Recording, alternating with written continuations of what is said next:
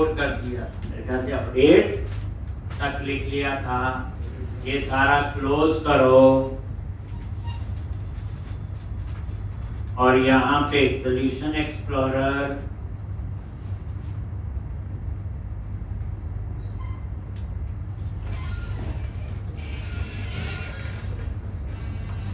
और ये देखो रन करोगे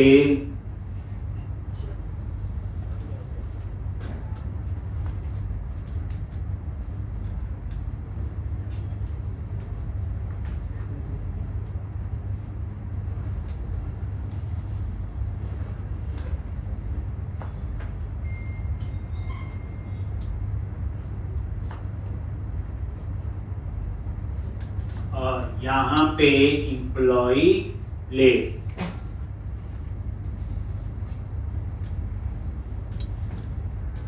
ग्रेड का कोड लिख लिया था, एडिट का भी लिख लिया, याद ही है। आज हम लिखेंगे डिटेल। डिटेल का मीनिंग क्या है? जैसे हमने इस एम्प्लॉय की सारी डिटेल देख ली, जैसे आप शॉपिंग करते प्रोडक्ट डिस्प्ले होता है तो वहां एक लिंक लगा होता है व्यू डिटेल, उस प्रोडक्ट की आपने सारी डिटेल व्यू कर। ये नॉर्मल फाइंड का कोड, कौन सा कोड होता है ये? फाइंड। सोचो आपने अपने अभी अपना फोन का बिल जो है वो डिपॉजिट करना है तो क्या करोगे? एयरटेल का तो एयरटेल की वेबसाइट या ऐप में जाओगे, अपना फोन नंबर या अकाउंट नंबर जो दिया होगा वो एंटर करोगे और पूरी डिटेल आपकी आ जाए। सेम उसी तरह से इस डिटेल के क्लिक में भी वही काम कि जिस एम्प्लॉय पे डिटेल देखी उसके डिटेल पे क्लिक कर। एक कौन सा कोड होगा बच्चे? Normal find.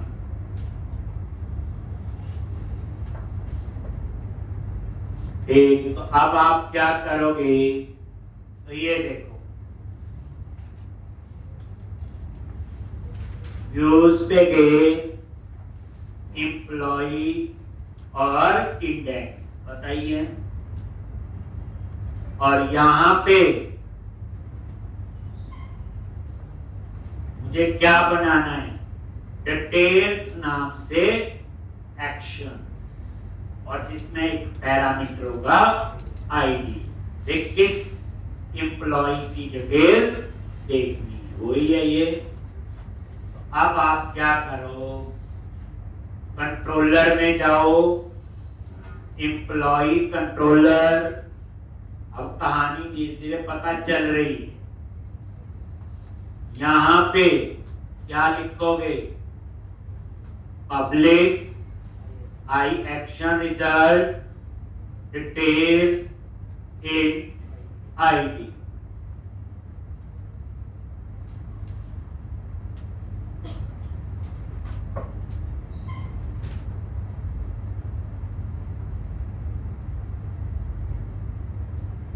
int ID।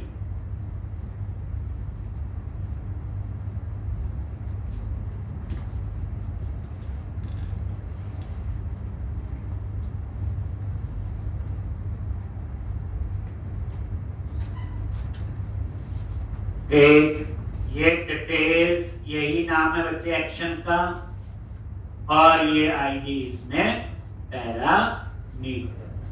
तो ये देखो अब यहाँ पे क्या है? नॉर्मल फाइंड का कोड है। तो वेब डाटा टाइप बताई, उसमें किसी भी टाइप का डेटा आ सकता है। और यहाँ पे एम्प्लॉय इन टीबी, और यहाँ पे context dot employ dot find, और ये आईडी आपने पास कर।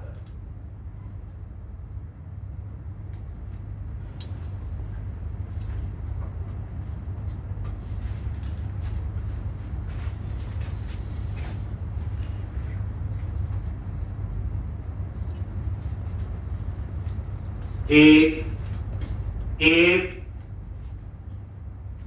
Employ in DB null return not found. अगर नल है, हो सकता है आईडी गलत हो। तो ये फाइंड मेथड आपको बताया था, प्राइमरी की पे फाइंड करता है। किस पे फाइंड करेगा? प्राइमरी की।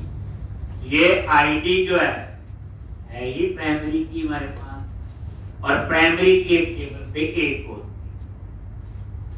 उसके बाद रिटर्न व्यू, और यहां पे एम्प्लॉई इंटीग्रिटी।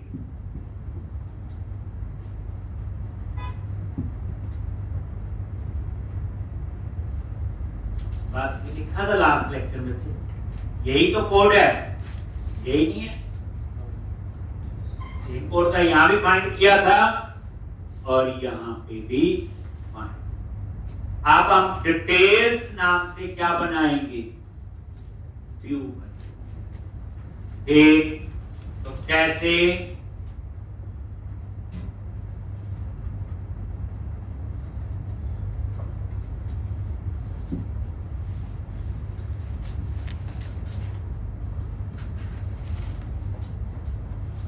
एम्प्लॉय पे गए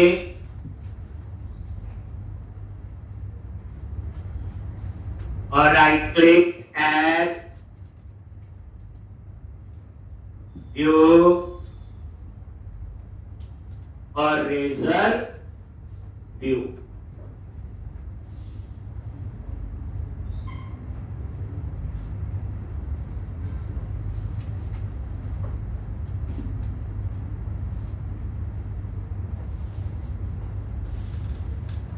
और यहां पे डिटेल्स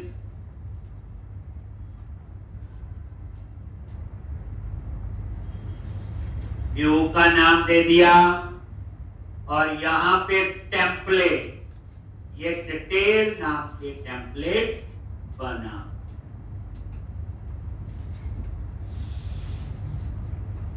एक, और उसके बाद मॉडल क्लास कौन सी?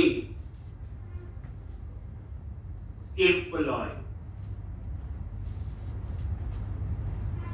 मॉडल क्लास एम्प्लॉई, और नीचे आ रहा है एप्लीकेशन डीबी कॉन्टेक्स्ट, वही डीबी कॉन्टेक्स्ट वाली जो क्लास। और ऐड पे क्लिक कर।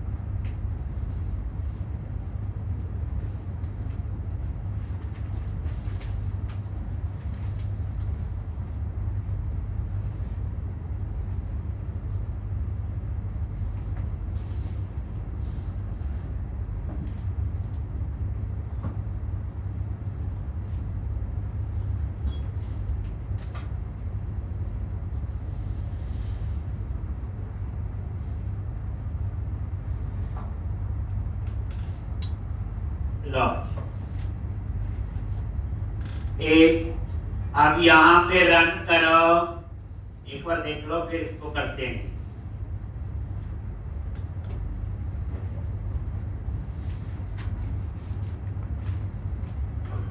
एम्प्लॉय लिस्ट पे गए और ये डिटेल, देखो आगे डिटेल। अब ये बना हुआ टेम्पलेट था, हम खुद भी लिख सकते हैं। चलो, तो यही डिटेल है, लो जी डिलीट कर दिया सारा।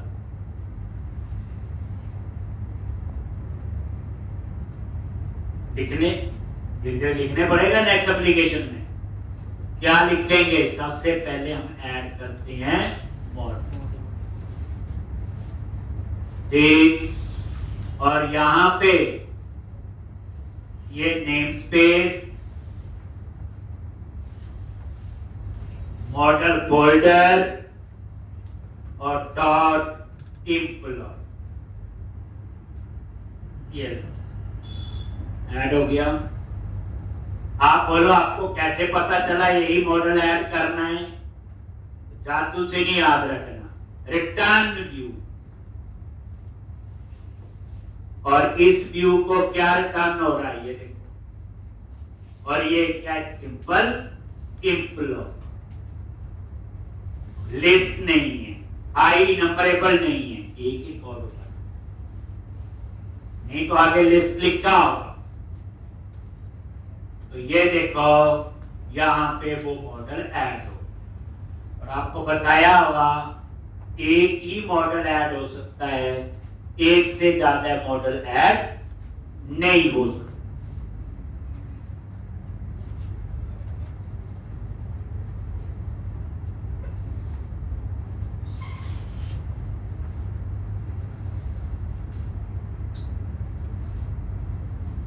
एक ही मॉडल ऐड हो सकता है, एक से ज्यादा मॉडल ऐड नहीं हो सकता।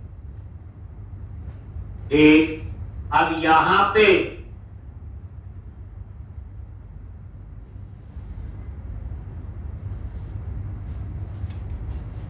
क्या लिखना,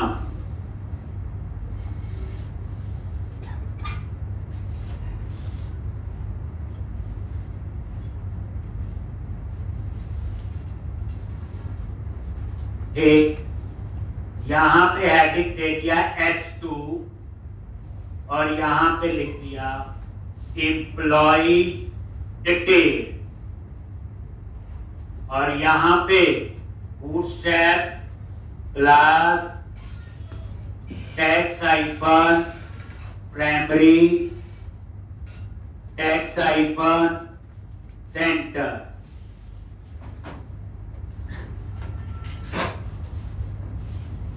बता इतना कुछ नहीं है। ये देखो रिफ्रेश करोगे अब जाएगा,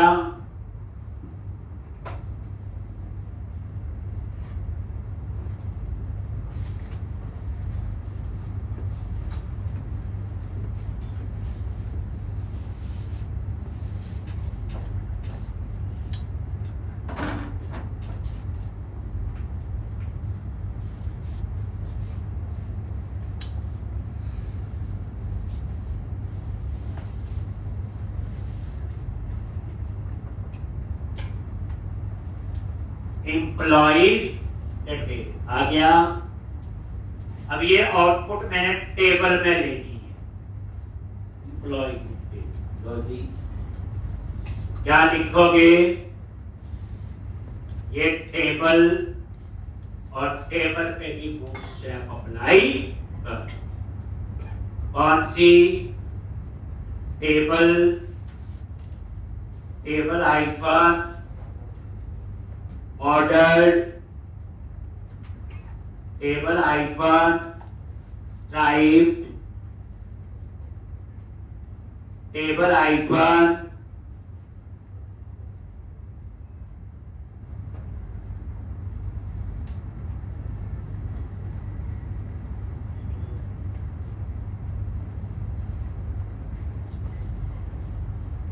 दिस, और हेडिंग देनी है तो क्या लिखते हैं, TH टेबल हेडिंग, और रो के लिए TR table row, TH table heading.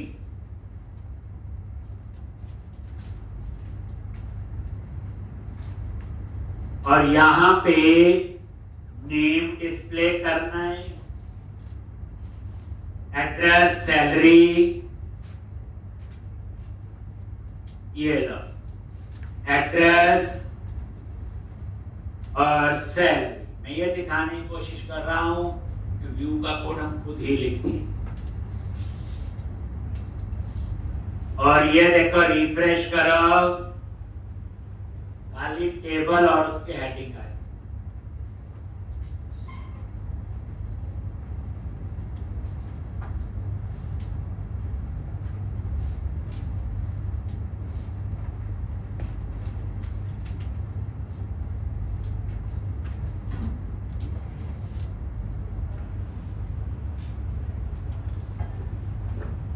T body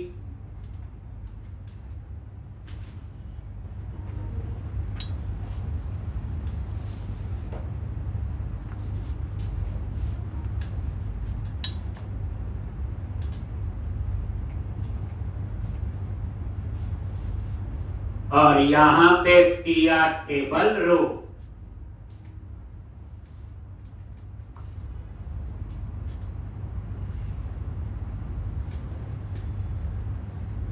अब यहां पे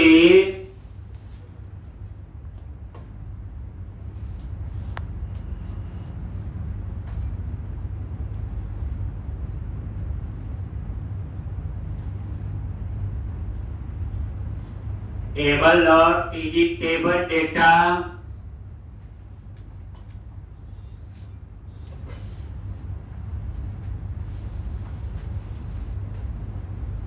एट द रेट मॉडल। ये देखो मॉडल को एक्सेस करना है एट द रेट मॉडल और एम कैप्स में। ये याद रखना है, दोनों में फर्क है। मॉडल ऐड करना है तो एम स्मॉल में, मॉडल एक्सेस करना है तो एम कैप्स में। बस इतना ही फर्क है। मॉडल एक्सेस करना है तो एम कैप्स।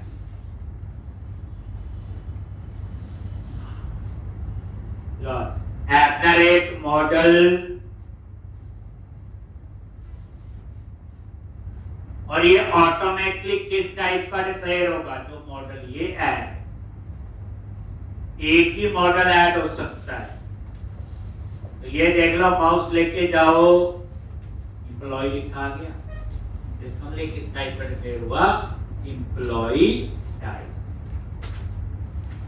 तो model dot name,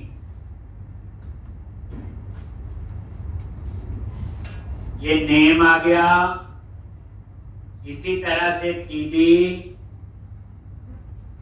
model dot address, TD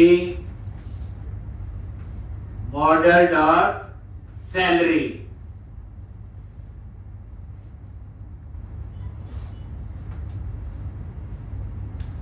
और ये देखो रिफ्रेश करो, ये डेटा,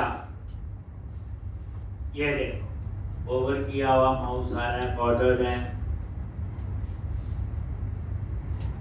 ठीक, तो इस तरह से ये देखो। अब हम चाहते हैं इस टेबल के बाहर एक एडिट का बटन आ जाए और एक बैक टू लिस्ट इसका आ जाए, एडिट और बैक टू लिस्ट।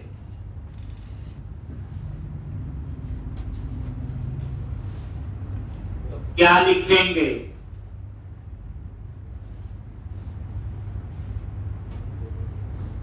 यहां लिखा हुआ है, आपने नोटिस नहीं किया होगा। देखो क्रिएट में गए, ये तो इन्होंने खुद लिखा था कोड, और लास्ट में लिखा तो है एक। तो हम यहां क्या लिखेंगे? इसी के नीचे आगे एंकर टैग, एएसपी एक्शन कौन सा? इंडेक्स, और ये आ गया back to list. Back to list पे क्लिक करोगे तो कहां जाएगा? इंडेक्स। और यहां पे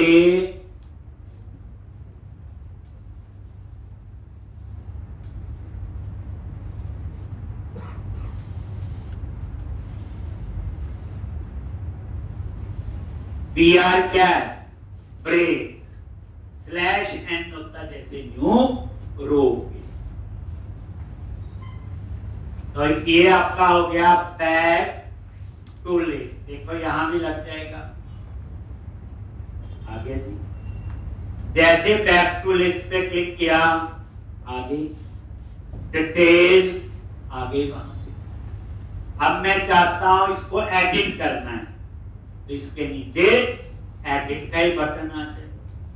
लो जी, तो इसी के नीचे आके एंकर टैग, कहां जाना है, एक्शन एडिट बना ही हुआ है, लेकिन इसमें एक पैरामीटर, ये देखो इंडेक्स पे याद आ जाएगा, देखो एडिट यही तो लिखना है, एक और आईडी इसमें पैरामीटर। तो कैसे, ASP आइकन राउट हाइफन आईडी, और ये आईडी कहां से आएगा, बोलो, @model.id, और ये टेक्स्ट दे दिया एडिट।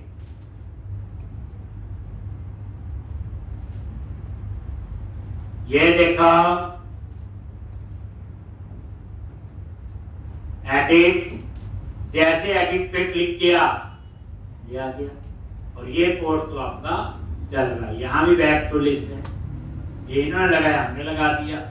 डिटेल पे क्लिक किया, ये देखो क्या लिखा, ये मॉडल ऊपर ऐड है, आईडी उसमें है, और ये वाला आईडी जो है ये क्या आपका पैरामीटर का।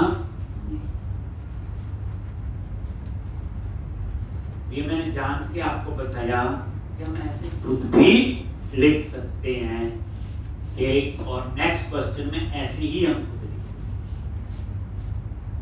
अपने आप रिवीजन होगी, अपने आप हमें HTML ये सारी कहानी आ।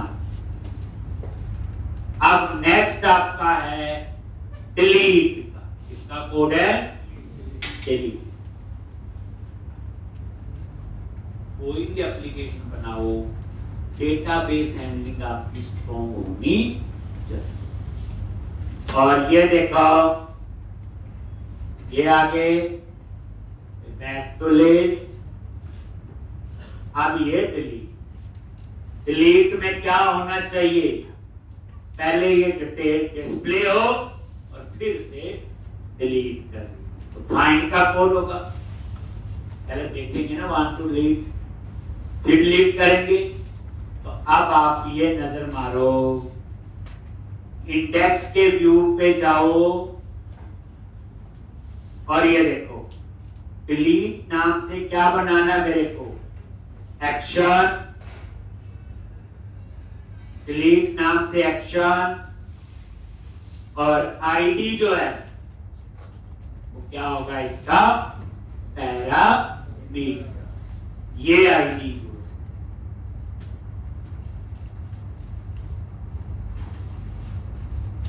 ठीक, तो अब हम क्या करेंगे, कंट्रोलर में आ जाओ, पब्लिक आई एक्शन रिजल्ट डिलीट, और आईडी क्या है, बोलो पैरामीटर, और इसमें ये फाइंड का ही कोड होगा, यही होगा ना।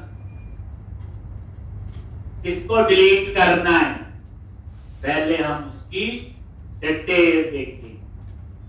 लिख लो, आपने कॉपी पेस्ट करना।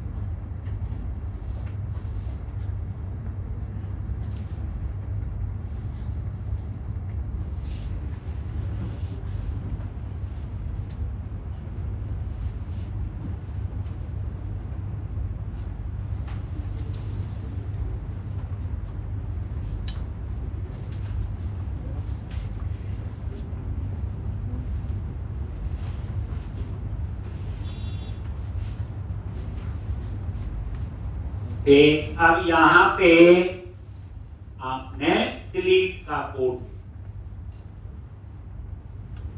तो पहले डिलीट का व्यू बनाएंगे और फाइंड डिस्प्ले करवाना, और क्या करना है, फाइंड का कोड है ना, किस एम्प्लॉय की इंफॉर्मेशन जो है वो डिलीट करनी।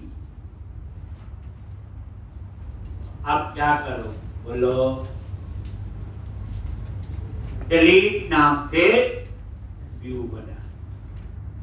आगे यहां पे एम्प्लॉय पे राइट क्लिक किया, व्यूज के अंदर ऐड व्यू और वही रेजर व्यू ऐड करो। करना नहीं तो नेक्स्ट क्वेश्चन है 99% ये सारी चीजें वहां दोबारा तो रिवीजन भी होगी। और यहां पे देखो डिलीट और टेम्पलेट, ये बने हुए टेम्पलेट यूज कर रहे हैं, बस इसके बाद नहीं हम करेंगे। ये डिलीट पे क्लिक किया, मॉडल क्लास एम्प्लॉई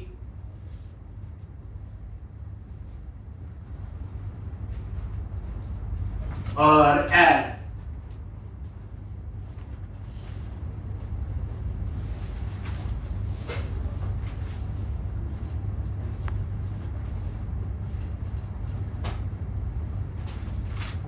ऐड पे क्लिक कर।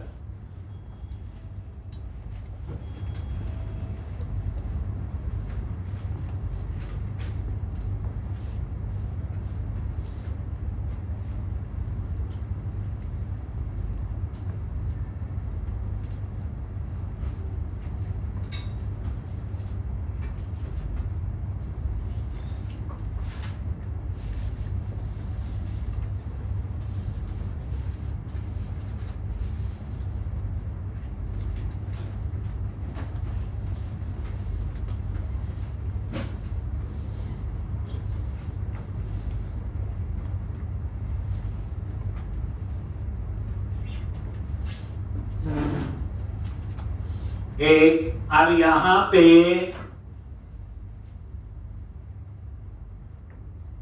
ये देखो, पहले रन करके देखो, फिर हम ये डिजाइन देखते हैं क्या है।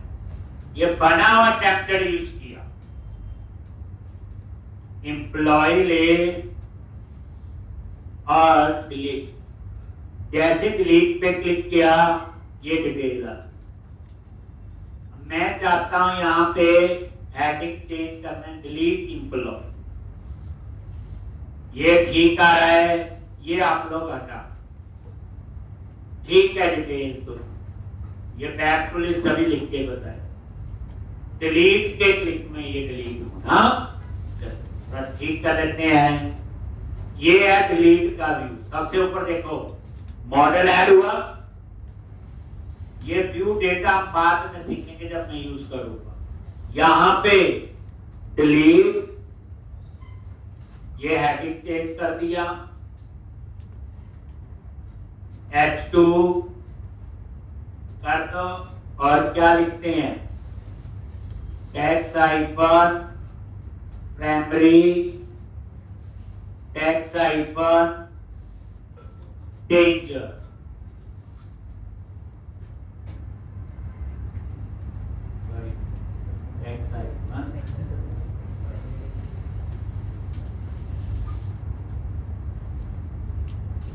और ये एम्प्लॉय यहां से हटा, बस। एक बार नजर मारो रिफ्रेश पे,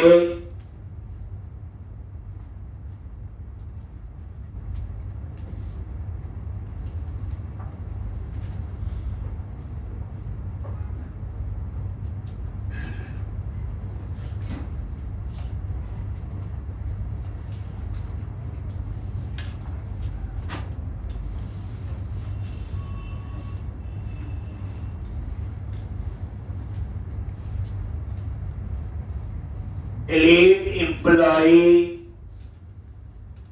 और ये देखो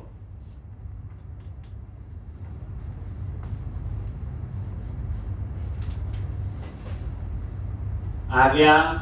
अब इस बटन के क्लिक में कोड लिखना, ये नजर मारो, हेडिंग आ गया। मैंने कुछ नहीं किया, थोड़ा सा वैसे बूटस्ट्रैप अप्लाई किया है। अब ये देखो नीचे ये मैसेज था, वो ही रहने दी।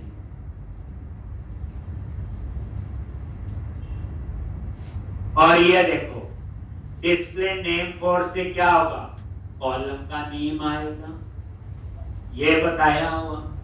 ये आपका HTML हेल्पर है, @HTML dot display name for किसके लिए होता, कॉलम के नेम के लिए। किस कॉलम का नेम, तो ये बच्चे मॉडल कोई कीवर्ड नहीं है, बताया है। ये एक लैम्डा एक्सप्रेशन का सिंटैक्स है। जैसे आप इस वेरिएबल का नाम a रख लो तो भी चलेगा, और यहां पे भी a लिखना पड़ेगा। ये देखो अब ये a वेरिएबल ऑटोमेटिकली किस टाइप का डिक्लेयर हुआ, जिस टाइप का मॉडल है, देखो नीचे लिखा आ गया। और ये आ गया a dot name. Lambda expressions क्या होते हैं, शॉर्टकट। जहां 2 लाइनें 4 लाइन का कोड है वो एक से भी हो जाएगा। और डिस्प्ले फॉर में क्या आएगा, उसकी वैल्यू। डिस्प्ले फॉर किसके लिए होता, ये देखो ये हेडिंग आ गया नेम, और सामने क्या आ रही, उसकी वैल्यू। ये टेबल नहीं बनाया, ये देखो जैसे DD होता है डाटा डेफिनेशन, ऐसे ही ये नेम के लिए हो गया। जरूरी मॉडल लिखना, कुछ और भी नाम ये हो। उसके बाद same for address, display name for से कॉलम का नेम, डिस्प्ले फॉर से कॉलम की वैल्यू, फिर डिस्प्ले नेम फॉर कॉलम का नेम, डिस्प्ले फॉर से कॉलम की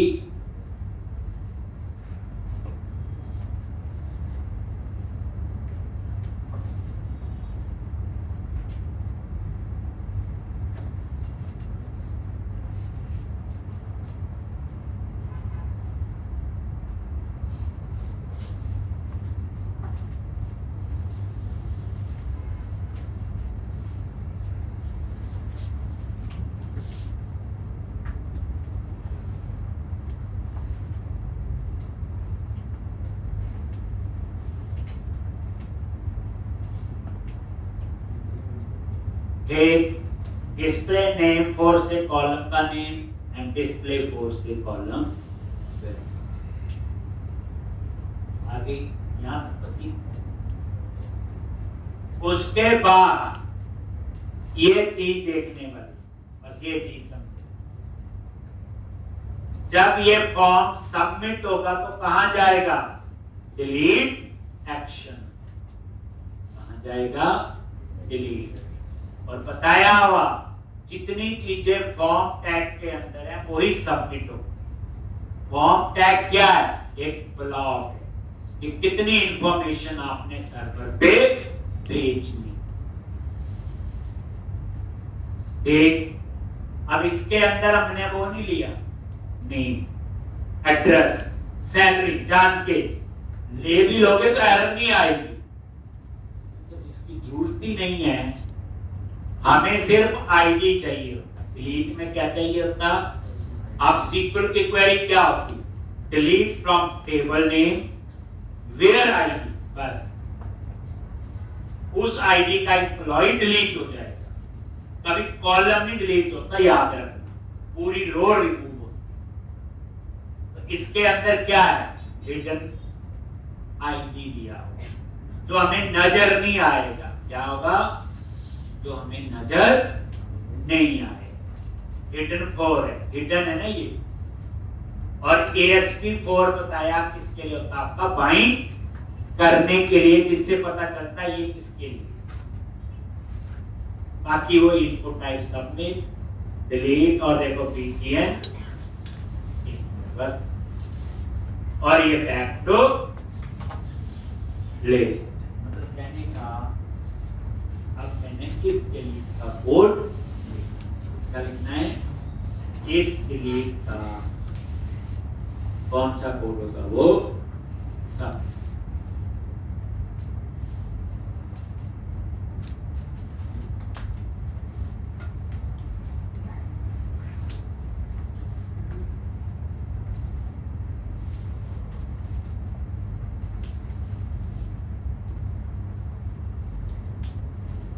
एक तो अब हम ये कोड लिखेंगे, जब पेज सबमिट होगा तो डिलीट वाले एक्शन पे जाएगा और सबमिट होके सिर्फ एक ही चीज सर्वर पे जाएगी, वो भी नेम बट एडिट और अपडेट में वो फॉर्म टैग के अंदर। पूरी बात समझो, यहां पे सिर्फ आईडी ही चाहिए, इंसर्ट में नेम एड्रेस सैलरी चाहिए, अपडेट में आईडी नेम एड्रेस और सैलरी। बताया, पूरे एप्लीकेशन का लॉजिक समझना होगा, सिंटैक्स नहीं समझ, वो तो 2-4 बार प्रैक्टिस करेंगे आ ही जाएगा। तो अब हमने डिलीट का कोड लिखना है, जब ये सबमिट होगा तो इस पे जाएगा। तो अब आप आ जाओ कंट्रोलर पे और यहीं पे क्या लिखते हैं बोलो, HTTP पोस्ट और पब्लिक एक्शन रिजल्ट डिलीट और यहां पास कर दो एम्प्लॉई मोड। एम्प्लॉई में आईडी आ जाएगा, नेम एड्रेस सैलरी नहीं आएगा, वो तो है तो ना ही हमें जरूरत है। क्या करोगे, where employee from DB context dot employee dot find, किस एम्प्लॉय का डेटा आपको फाइंड करना है। वेरिएबल का नाम वैसे चेंज करते हैं, एम्प्लॉय फ्रॉम डी।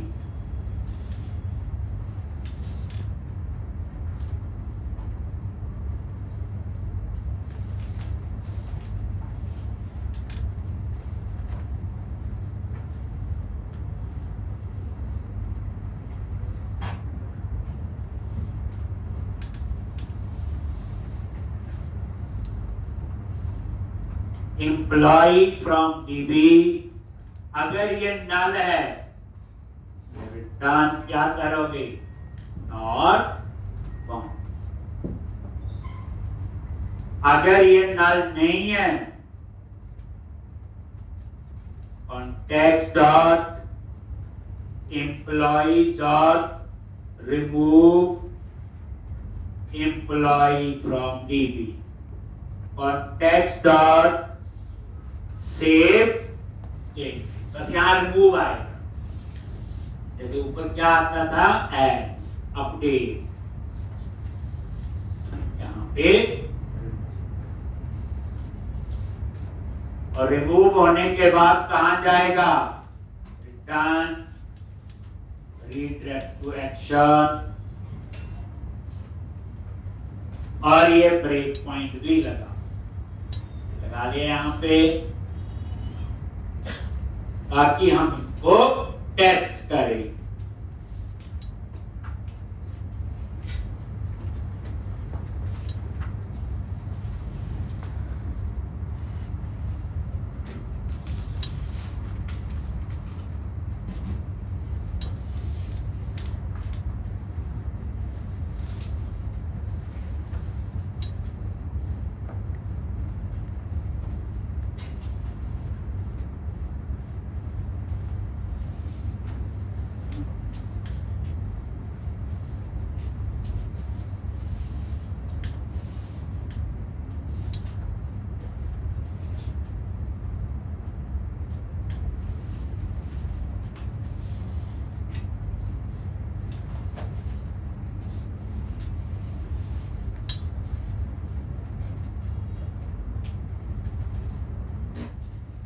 इसे ब्रेक पॉइंट लगा दिया। अब हम इसे टेस्ट करें। एक और ये देखो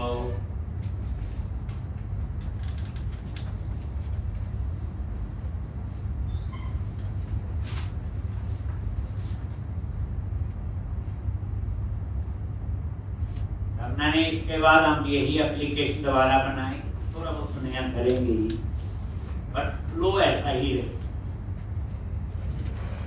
एम्प्लॉय लिस्ट डिलीट पे क्लिक किया, डिटेल आ गई। जैसे डिलीट पे क्लिक किया आगे यहाँ पे, और ये देखो एम्प्लॉय वेरिएबल पे जाओ,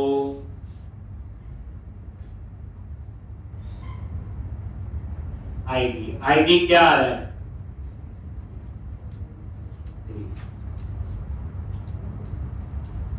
आईडी क्या है आपका 3।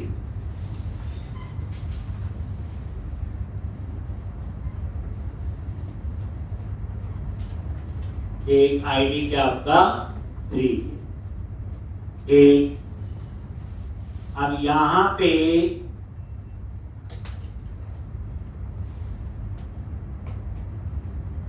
पहले फाइंड करेगा, तो जैसे फाइंड किया अगर आईडी ठीक है तो यहाँ पे उस एम्प्लॉय की डिटेल आ गई, आईडी नेम एड्रेस और सैलरी।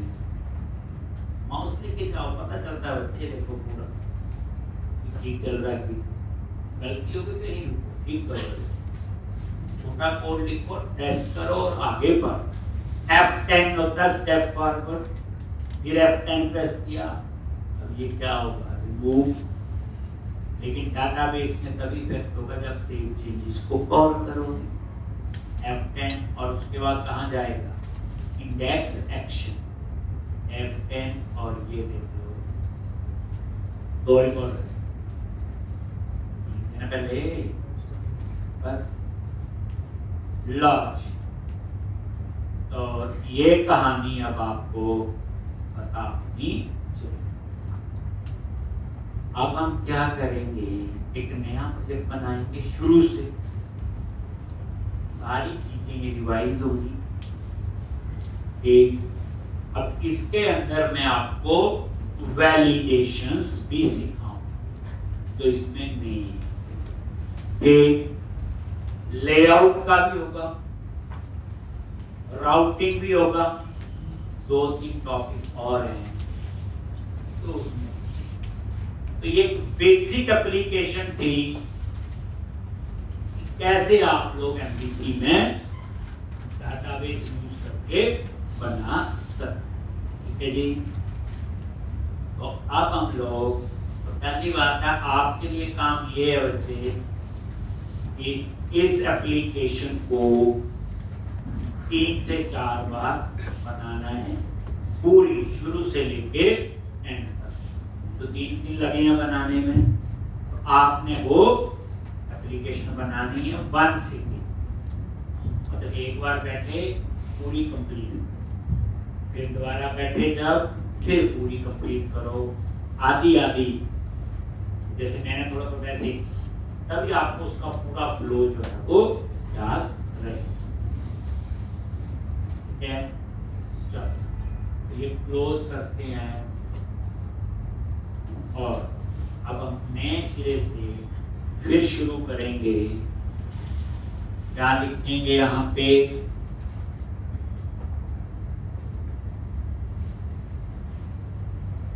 तो विजुअल स्टूडियो 2026 इंस्टॉल होना चाहिए, बताइए आप तो इतने दिन पढ़ते हो गए।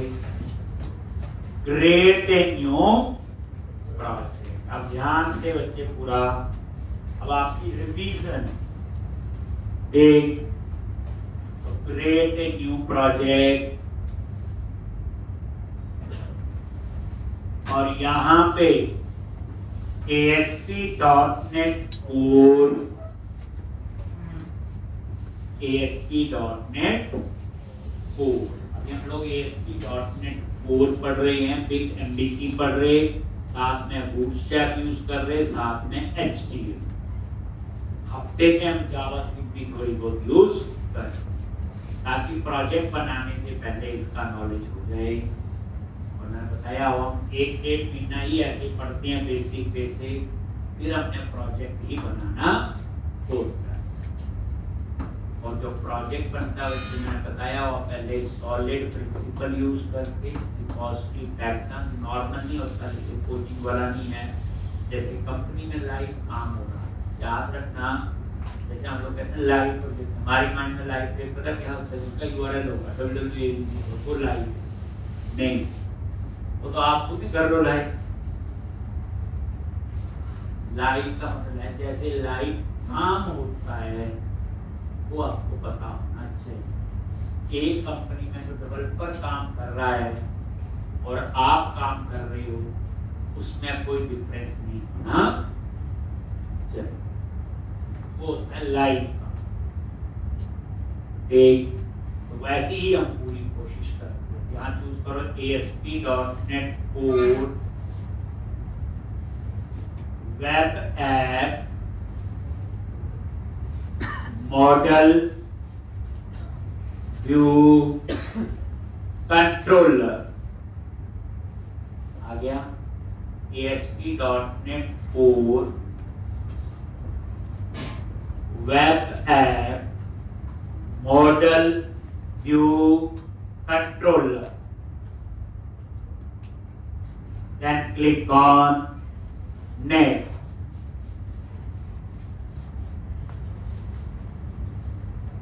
और यहां पे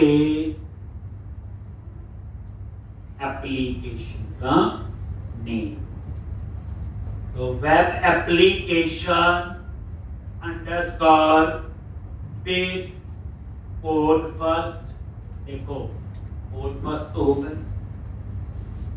अंडरस्कोर वैलिडेशन, इसमें हम वैलिडेशन भी यूज करते हैं। अंडरस्कोर 1032, टाइम के हिसाब से मैंने लिख दिया। फिर ब्राउज करके कहां सेव करना, ब्राउज पे गए, मैंने बोला D ड्राइव के अंदर ASP.NET Core फोल्डर है,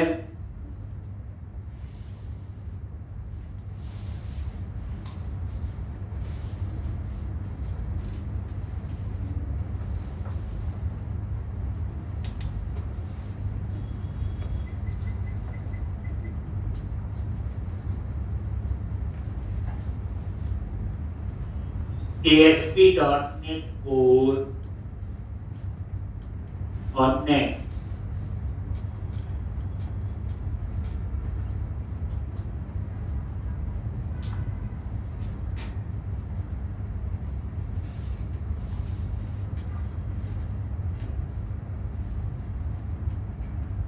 और .NET 10,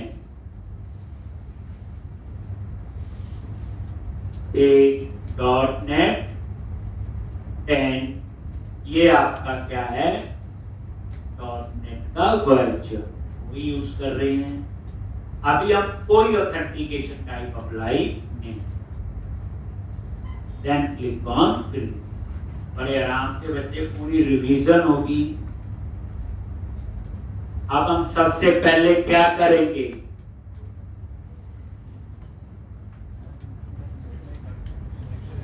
बोलो, डाटाबेस यूज करना है। एक हमने क्या करना है, यहाँ पे ऐप सेटिंग्स के अंदर जाके क्या लिखना है, कनेक्शन स्ट्रिंग। अब आपसे कोई पूछे क्या होता है कनेक्शन स्ट्रिंग, क्या बोलो,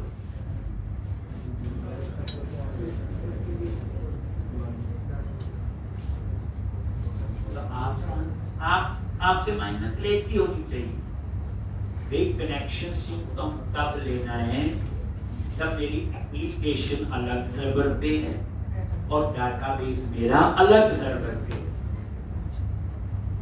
तो डाटाबेस सर्वर को एक्सेस करने के लिए एक स्ट्रिंग चाहिए जिसे कनेक्शन स्ट्रिंग कहते हैं। उसमें कुछ नहीं होता है, डाटाबेस सर्वर का नाम होता है, सर्वर की डिटेल होती है, यही होता है और तो कुछ नहीं होता है।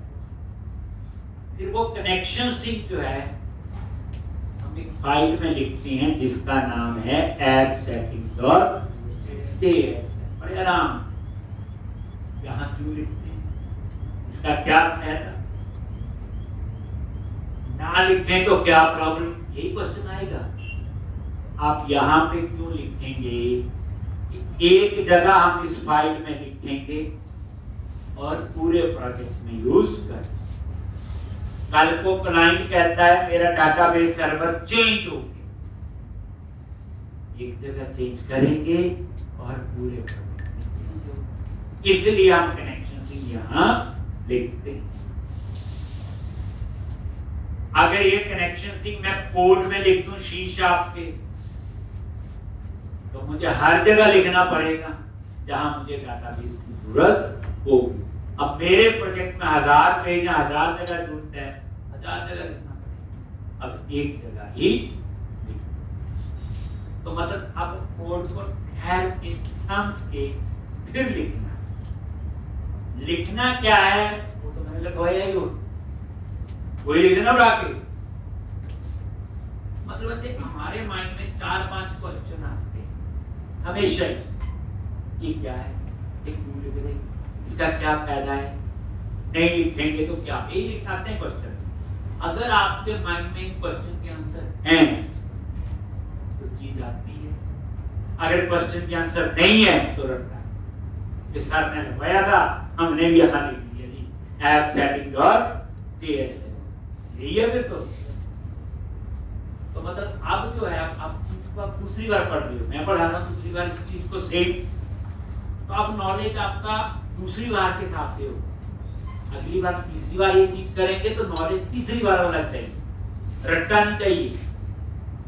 तो अब हम लोग यहाँ पे ऐप सेटिंग डॉट जेएसएन, पुराने ASP.NET में इससे पहले एक हम ये कोड लिखते थे वेब कॉन्फिग फाइल जो XML में बनी होती थी, किसमें बनी होती थी, XML।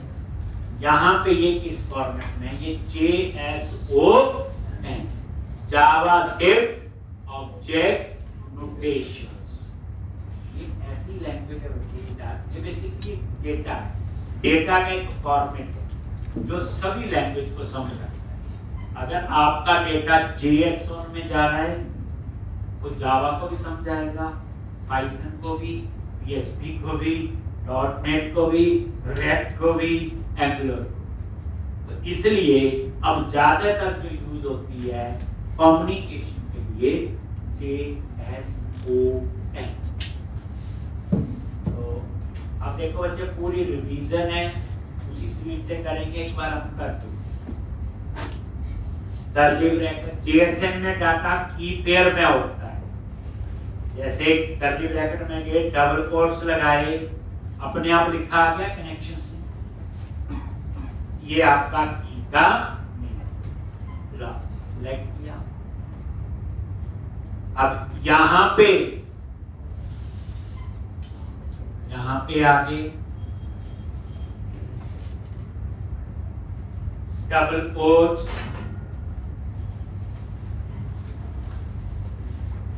कौन str, ये की का नाम हमने दिया, जिस नेम से हम इस कनेक्शन स्ट्रिंग को एक्सेस करेंगे, इसका नाम आप कुछ और भी रख सकते हैं।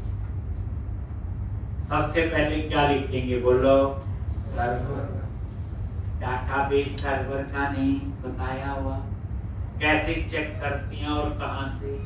हमारी मशीन पे डाटाबेस सर्वर का नाम है tab/SQL Express, डबल स्लैश लगेगी क्योंकि सिंगल स्लैश क्या होता है आपका स्केप सीक्वेंस होता है, कीवर्ड होते हैं। अब बच्चे ये डाटाबेस सर्वर का नेम आपकी मशीन पे कुछ और होगा, लैब में कुछ और होगा। तो इसलिए कहां से देखते हैं मैंने सारा आपको बताया। उसके बाद डेटाबेस का नेम,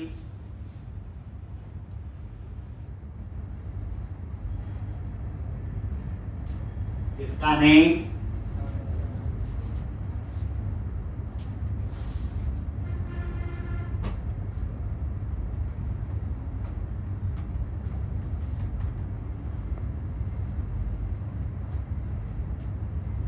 डेटाबेस का नेम।